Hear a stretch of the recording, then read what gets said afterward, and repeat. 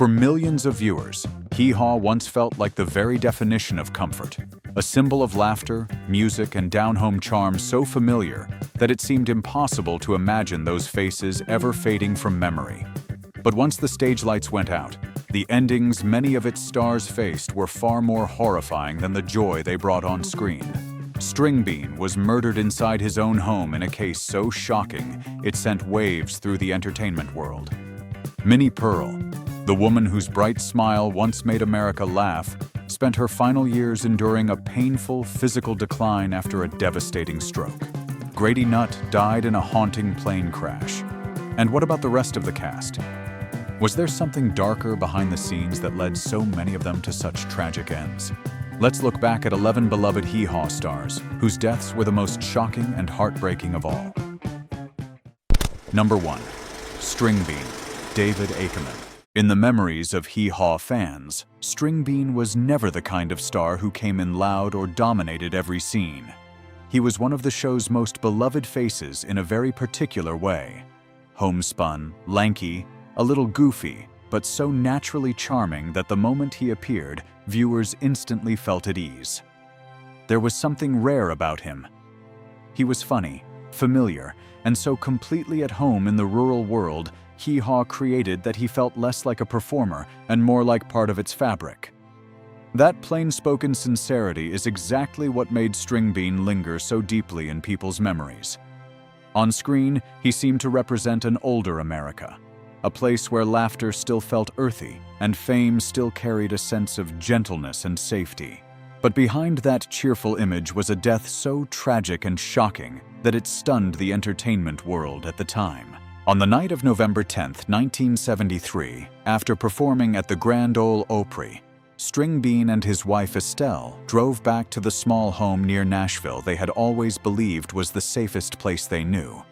What they didn't know was that two intruders had timed everything perfectly, even listening to the Opry broadcast on the radio so they would know exactly when the couple was on their way home. Their target was not just the house itself, but the cash String Bean had long been rumored to keep there because he did not trust banks. As soon as he walked inside, he was shot in the cabin. Estelle ran into the yard, but she was chased down and killed too. What makes the story even more haunting is that after such a brutal crime, all the killers actually took were a few guns and a chainsaw, while the money they were supposedly hunting was not discovered until 1996, hidden inside the walls of the house. The case haunted Nashville for decades, not only because it took away one of Hee Haw's most beloved faces, but because it shattered the very sense of safety and innocence he had seemed to represent on screen. Soon, people began whispering about the idea that he did not trust banks and kept large amounts of cash at home.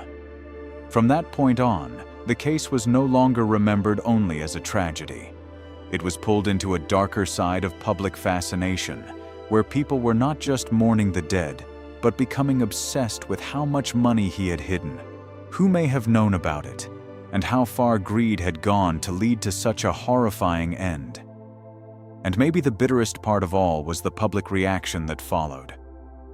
Even after he had died in such a cruel and senseless way, attention quickly drifted toward rumors about money, the cash he had hidden away, and what might have been lurking behind the crime. One man's pain was suddenly covered over by curiosity, speculation, and that disturbingly loose sense of morality society often brings to the deaths of famous people. That was the moment String Bean's story stopped being only the tragedy of a murdered entertainer and became something colder than that, a reminder that when a star falls, what gets exposed is not just the darkness of the crime itself, but also the darkness in the way the public chooses to look at it.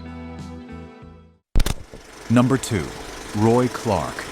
In the memories of Hee Haw fans, Roy Clark was one of the faces who truly defined the soul of the show. He had everything American audiences loved in a classic television star: a big smile, effortless charm, a level of musical talent that could leave people genuinely amazed, and most of all, the sense that he was truly enjoying every second he spent on stage. Roy never had to force himself to be memorable. He was the kind of performer who could simply walk out and make the whole show feel brighter. That is exactly why people remember him so easily as a symbol of joy, energy, and a time when television still felt warm, familiar, and harmless. But the bitterest part of Roy Clark's story is that his final years moved in the exact opposite direction of that energy. He died in 2018 from complications of pneumonia, and on paper, that kind of death can sound almost quiet. But behind it was the darker side of aging that the public rarely wants to dwell on for long. The body slowing down, strength fading, the spotlight not disappearing all at once but gradually moving farther away, and a man once seen as tireless finally having to surrender to the fragility of life. And on a broader level, Roy Clark's story touches something deeply revealing about society and show business. The public loves its legends when they are shining, but is far less patient when it comes to facing what those legends look like as they grow old. People would rather remember Roy Clark with a guitar in his hands, a smile on his face, and a brightly lit stage around him than picture an older man quietly growing weaker out of view. Roy Clark did not die in some explosive scandal.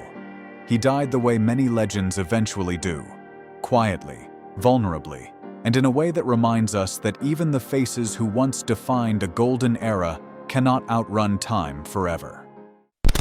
Number 3. Minnie Pearl. What could be crueler than watching a woman who made all of America laugh for decades not leave this world in glory, but instead be slowly pulled by time into a painful final chapter, growing weaker little by little, until even the radiant image people once remembered felt impossibly far away.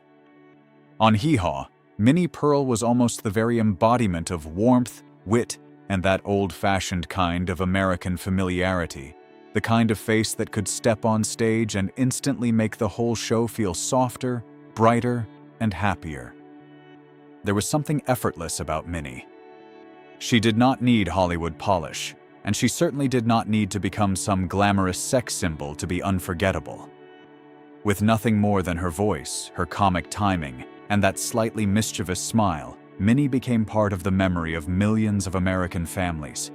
She was the kind of star people assumed would always be fine, always be cheerful, always somehow still be there. But then, she was forced to face breast cancer. And after surviving it, she was hit by a severe stroke, which became one of the cruelest turning points in the final chapter of her life.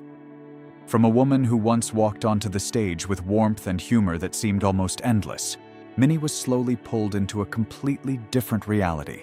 One where illness began to take away her quickness, her vitality, and even her control over her own body. The strokes did not just damage her health. They turned her final years into a long struggle against weakness, exhaustion, and dependence. And that is what makes Minnie's story feel so deeply sad. The public remembers her as a symbol of laughter, but behind that beautiful memory was a woman who had to endure the end of her life in a state of severe physical decline, fragile, worn down, and full of pain. Minnie Pearl died in 1996 at the age of 83. She was taken to a hospital in Nashville after suffering a seizure, and later died from complications following another stroke, bringing to an end a final chapter that had already been worn down by years of illness. What makes her death even sadder is the contrast at the heart of it. The public remembered her as a woman who always seemed bright and full of life, but behind that image was a body that had been gradually weakened by strokes, by cancer, and by a long stretch of time in which she no longer had the strength to hold on to the energy that had once made her unforgettable. Number 4. Junior Samples. In the memories of Hee Haw fans, Junior Samples was the kind of face who could show up and instantly give the whole show its own special kind of atmosphere. He did not shine in a flashy way, and he was not sharp-edged like many other comedians. There was something about Junior that felt like he had stepped straight out of real life, plain-spoken, awkward, slow-moving, a little foolish, but so naturally charming that audiences were almost ready to laugh before he had even finished his sentence. That ordinary, down-home quality is exactly what made him such a special part of the soul of Hee Haw. Junior was never the kind of star who overwhelmed people. He was the kind of star who felt familiar, approachable, and funny in the most effortless way.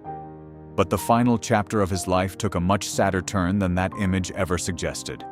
In 1983, Junior Samples died of a heart attack at the age of 56. It was not the kind of death wrapped in an explosive Hollywood scandal, but it was still the kind that makes people stop for a moment, because it came too fast, too early, and too cold. And maybe the most painful part is this: a man the public remembered as a symbol of simple, everyday laughter ended up leaving in a way that reminded everyone that even the happiest faces are never immune to the body's decline. And sometimes, the most horrifying kind of death is not the loud one, but the quiet disappearance of someone who once made all of America laugh before fans were ever ready to lose him. Number 5. Archie Campbell. Archie Campbell was never the loudest face on Hee Haw, but he was one of the people who carried a vital part of the show's soul. There was something unusual about Archie's charm. He was intelligent, composed, sharp, and seasoned enough to make his humor feel like more than just a quick laugh. The moment he appeared, audiences had the feeling they were watching a man who truly understood the rhythm of the stage, understood the audience, and understood how to make a joke linger longer than just a few seconds on television. In 1987, he died at the age of 72 from complications related to heart and kidney problems. A man who had helped bring laughter to millions of viewers was ultimately worn down little by his own body.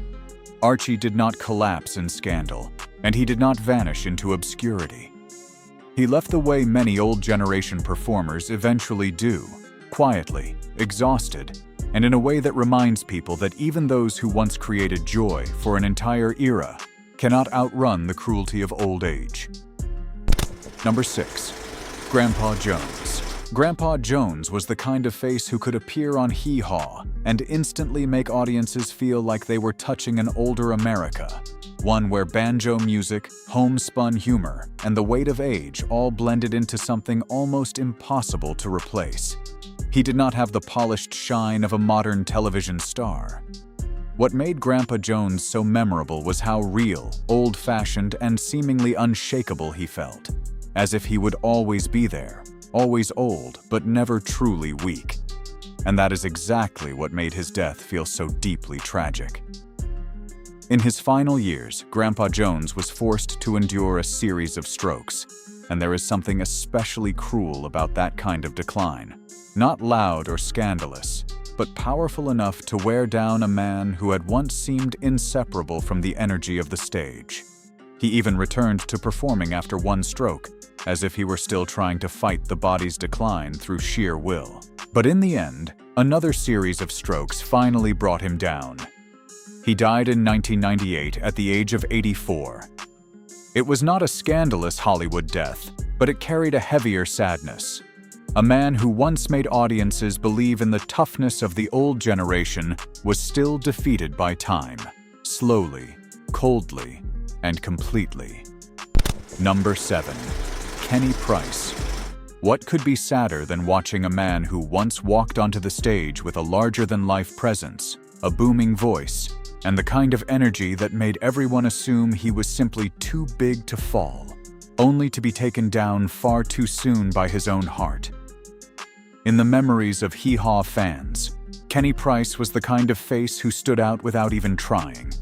He had a big frame, a big voice, a big laugh, and he seemed to carry his own kind of atmosphere every time he appeared. There was something playful, loose, and slightly offbeat about Kenny that made him more than just a regular cast member. He felt like one of the liveliest parts of the Hee Haw world. He was the kind of performer people assumed would always be there, still loud, still strong, still filling up the stage with his sheer presence.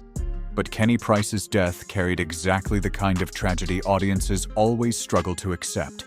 It came too fast, too early, and in a way that clashed brutally with the image people remembered.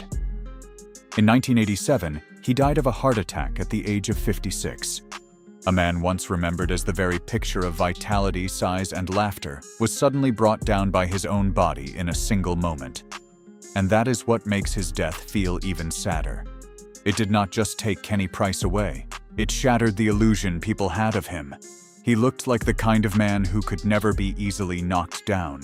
And yet, in the end, he was gone in the coldest way possible, leaving behind the unsettling reminder that sometimes the people who seem strongest are the ones whose loss shocks the public the most. Number 8. Grady Nutt. Grady Nutt was the kind of Hee Haw star who never had to work to force the audience's attention. He had a warm face, an easy rhythm, and the rare ability to make people laugh in a way that felt gentle rather than loud. In 1982, after a speaking engagement in Alabama, Grady boarded a charter flight to head home, just as he had many times before. But that time, he never made it back. The plane crashed not long after takeoff, killing him along with the pilot and co-pilot. Just minutes earlier, Grady had still been standing in front of a crowd, still talking and smiling, still the familiar face who brought comfort and ease. And then, almost immediately after that, everything was cut off by a violent accident that could not be undone. Even years later, the exact cause of the crash was never fully determined, though bad weather, rain, and fog were often cited as contributing factors. He was the kind of man who brought a very gentle, decent kind of laughter, the kind that almost made people believe someone like him should have been treated more kindly by life. But life did not do that. Grady's death hurts not just because it came in a plane crash, but because it came too fast, too cold, and too cruelly for a man audiences always associated with warmth. It is the kind of loss that leaves people not only sad that he was gone, but stunned by how suddenly it all ended, as if the rest of his life had been ripped away in a single instant.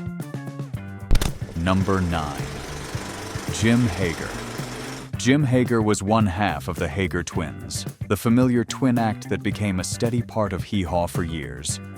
There was something easy and likable about Jim, the kind of presence that felt warm, cheerful, and inseparable from his brother. And maybe that is exactly why his death carried such a particular sadness. In 2008, he died of a heart attack at the age of 66 after collapsing in a parking lot. A man once tied to laughter and brotherly togetherness was suddenly gone in a cruelly abrupt way, opening the door to an even deeper tragedy that would follow soon after. Number 10. John Hager. If Jim Hager's death was already heartbreaking, John Hager's story left behind an even colder kind of sadness. After the death of his twin brother, John was said to have fallen into a visible decline, with his health worsening and his spirit no longer the same. Just a few months later, he was found dead in his apartment at the age of 67. The shared laughter was gone, and so was the sense of inseparability audiences had always associated with the Hager twins. John seemed to reach the final chapter of his life in deep solitude.